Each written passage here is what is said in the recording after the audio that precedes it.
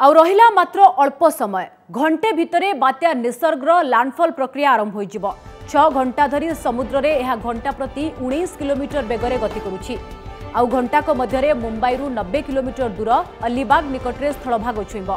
बात्या स्थलभाग छुईबा समय रे मुंबई सह थाने पलघर रायगढ़ जिले में घंटा प्रति 110 रु 120 किलोमीटर बेगरे पवन बहिबार संभावना अछि। नवसारी दांग दमन दादरा और नगर हवेली एवं सूरत आदि जिले में 100 रु अधिक किलोमीटर बेगरे पवन सह प्रबल वर्षार आशंका रही। यह समय समुद्र में 2 मीटर उच्च जुआर उठा सह प्रबल वर्षार आशंका रही। उत्तर महाराष्ट्र भली दक्षिण गुजरात उपकूल में भी बात्यार प्रभाव रहिबो। बात्या प्रभाव में पलघर अंचल में किछि गछ उपुड़ी पड़ी। महाराष्ट्र रत्नगिरी अंचल में एवं प्रबल वर्षा होउछि। महाराष्ट्र में समुद्रकूलिया अंचल 50,000 लोकंकु एनडीआरएफ पक्षरु स्थानांतर करा जायछि।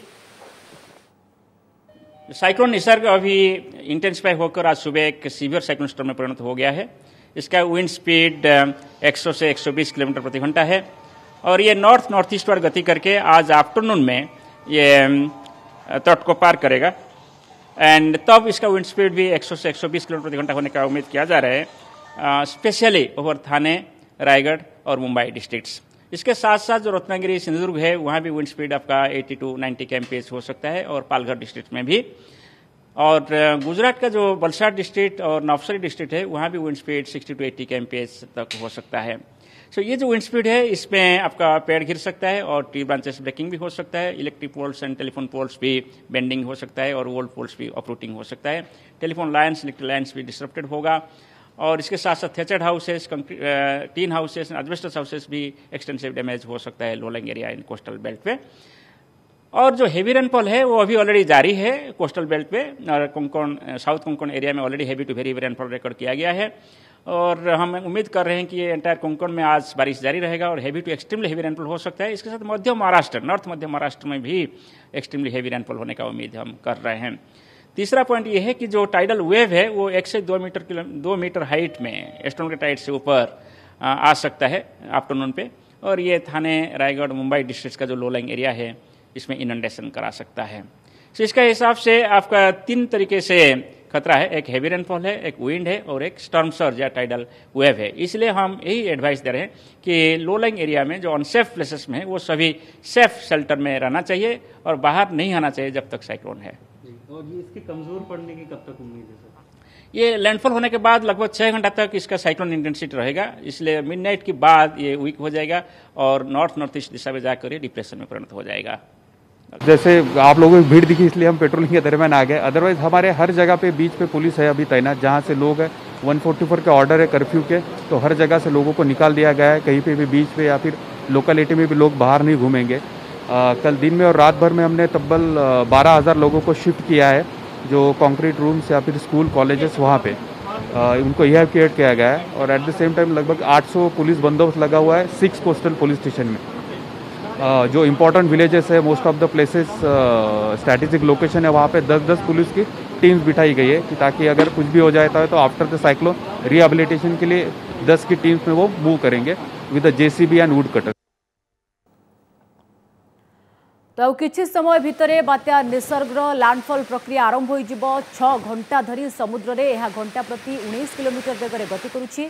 आउ घंटा को मध्यरे मुंबई रु 90 किलोमीटर दूर अलीबाग निकटरे स्थलभाग छुईब। तो ये दृश्य आपण देखुछंती मुंबई रे पाणीपाग किभली परिवर्तन हो सारी कारण निसर्ग तार संकेत दे सारी एवं गतकाली रातिरु जदिओ वर्षा आरंभ हो जाइतिला किंतु जदि वर्तमान स्थिति कहबा ताले पवन रो बेग मध्य बढ़िछि एवं ता सहित प्रबल वर्षा मध्य सकाळु महाराष्ट्र विभिन्न अंचल में लगी रही। जमतीक सबुठु अधिक प्रभावित होगा अंचल रायगढ़, थाने एवं अलीबाग सहित मुंबई ये सब अंचल में अधिक प्रभाव एबेठारु ही अनुभूत है। जेहेतु कहुच्छी किछि समय पर लैंडफॉल प्रक्रिया आरंभ होब तो ता पूर्व ये चित्र मध्य आपण देखुछंती पवन रो बेग धीरे धीरे बढ़ुछि कारण आकलन जहाँ रही पवन रो बेग 110 रु 120 किलोमीटर पर्यंत जाइपारे। ये अशांत समुद्र चित्र मध्य आपण देखुछंती मुंबई रे समुद्र एकदम अशांत होबार लगी कारण जहाँ सूचना आसुची बा पाणीपाग विभाग जहाँ आकलन करुछि 1 रु 2 मीटर पर्यंत जुआर उठिपारे।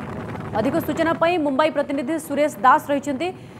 सुरेश, जहाँ सूचना और किछि समय पर लैंडफॉल प्रक्रिया आरंभ हो जिवो तो आपण सकाळ अपेक्षा एबे पागरे केते परिवर्तन देखुचंती वर्षा केमती होची पवन रो बेग एबे केमती अछि देखो तो समुद्र एवं अशांत होबार लगिलानी और ता संगे संगे एबे पवन रो बेग भी बहुत बढ़िबार लगिलानी 90 रु 110 किलोमीटर प्रति घंटा रफ्तार एबे पवन चली जो कि छोट जगार गुड़ा गछ पड़ा आरंभ है और खास करी मुंबई रे एबे एनडीआरएफ टीम रो एटी टीम आसी पहुंची गलानी जो कि गछ काटिबा जिनस उडकटर और रेस्क्यू रो बोट ए सब नहीं आसी पहुंची गलानी जुहू चौपाटी और बॉम्बे रो सबु समुद्र किनारा पाखरे सब एबे पहुंची गलानी आसी प्रशासन तरफ ये करा जाउची कि तो आउ किछि समय पर लैंडफॉल कला पर प्रभाव से पड़िबो एबे समुद्र अशांत हो गलानी आउ ए बड़ी परिस्थिति रे एबे चली छी forecast as of 1200 hours just now. I was just taking an update in the control room, and the cyclone has hit the Ratnagiri coast and the Sindhudurg coast in terms of high-speed winds and waves, high waves. The landfall is almost approximately at the same place as predicted by the IMD, which is slightly south of Alibag in the Raigad district of Maharashtra. And the speeds will be at the time of landfall in the region of 90 kilometers per hour to 110, gusting to 120 kilometers per hour. That is also as per prediction of the IMD. Accordingly, all the preparations were made and all the teams are on standby. About 43 teams of NDRF are deployed in the two states, out of which 21 are in Maharashtra, 16 are in Gujarat. As per reports that we got from the state authorities, about 40,000 or in excess of 40,000 have been evacuated in Maharashtra, in excess of 40,000 again in Gujarat. So, and if you count the evacuations in the Daman and Diu and Silvassa area, so we are talking about an evacuation, nearly 1 lakh of population that has been evacuated from the cyclone's path. So all in all, the preparations of ground are, I think, okay. Let's hope for the best. What are the precaution measures has been passed to the citizens to take during the cyclone in Gujarat and Maharashtra? As you very well know, that the central government has taken this very seriously, and as always is the case, the disaster governance mechanism of the central government is started very early, as soon as the predictions start coming.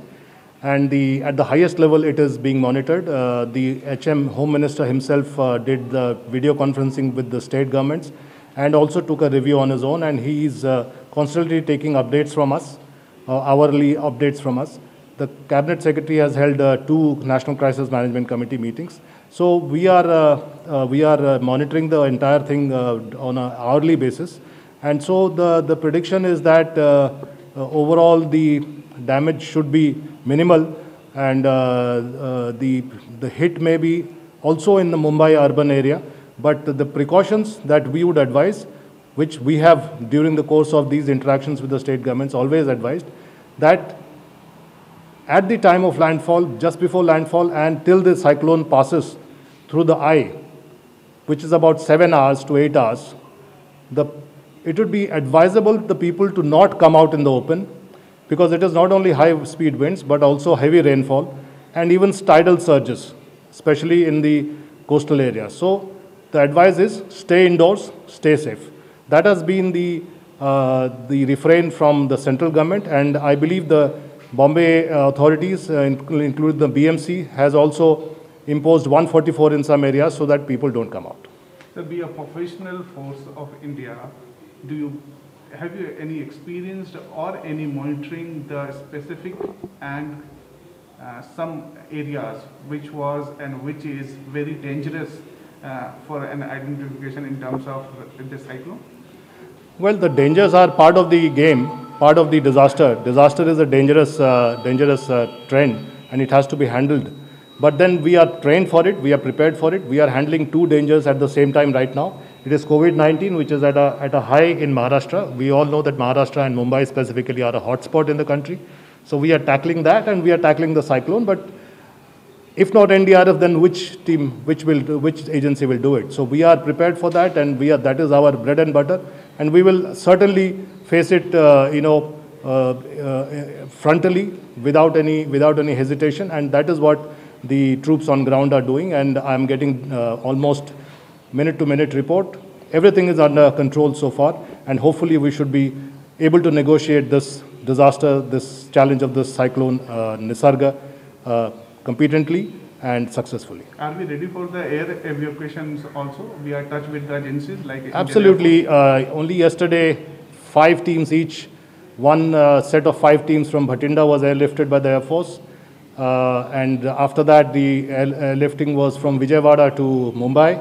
And both the set of teams not only have landed, they have also joined work right in the night itself. So all in all, the preparations I think are complete, and we should hope for the best. Any comment on the atomic centers which is situated in the near of Maharashtra, Palghar and all?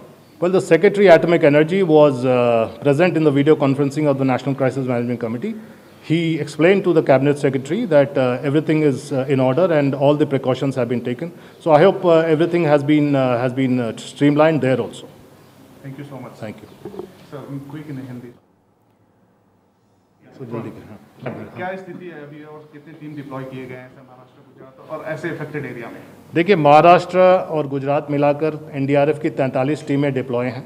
43 में 21 टीमें महाराष्ट्र में हैं और 16 टीमें गुजरात में हैं। ये सभी टीमें ग्राउंड पर अभी हैं और मिनट टू मिनट खबर दे रही हैं। ऑन द कोस्ट हैं। इवैक्यूएशन का काम लगभग कंप्लीट है। लगभग 1 लाख लोग दोनों स्टेट्स और यूनियन। तो आपण शुणुथिले बात्या निसर्गर मुकाबला पई एनडीआरएफ संपूर्ण सजाग एवं प्रस्तुत। उभय महाराष्ट्र एवं गुजरात रे एनडीआरएफ रो टीम स्टैंड बाय मोड रे रहिसंती एवं एबे सुधा जहाँ सूचना दौथिले एनडीआरएफ डीजी सत्यनारायण प्रधान जे 1 लाख लोकों को स्थानांतरण करा जाई सारिछि उभय राज्य रे। एवं जदि खाली महाराष्ट्र कथा देखिबा ताले 40,000 लोकों को स्थानांतरण करा जाई सारिछि। अन्यपटे 7 ରୁ 8 घंटा खास करी जो समय रे लैंडफॉल करिब निसर्ग सही समय रे लोकों को घरे सुरक्षित रहबा को मध्य परामर्श दैछंती एनडीआरएफ डीजी एवं घरे रहिले ही आपण सुरक्षित रहबे बोली से कहिसंती। ता सहित घंटा को घंटा पूरा स्थिति उपरे एनडीआरएफ रो नजर रहिथिबा से कहिसंती। सफलतार सहित निसर्ग मुकाबला कराजिबो बोली एनडीआरएफ डीजी कहिसंती। नमस्कार, मु राजश्री। लेटेस्ट न्यूज अपडेट पाई एबे ही ओटीवी रो फेसबुक, ट्विटर, यूट्यूब को लाइक, शेयर, फॉलो और सब्सक्राइब करो। बदलुछि समय, बदलुछि अभ्यास। ओटीवी डिजिटल, से विश्वास।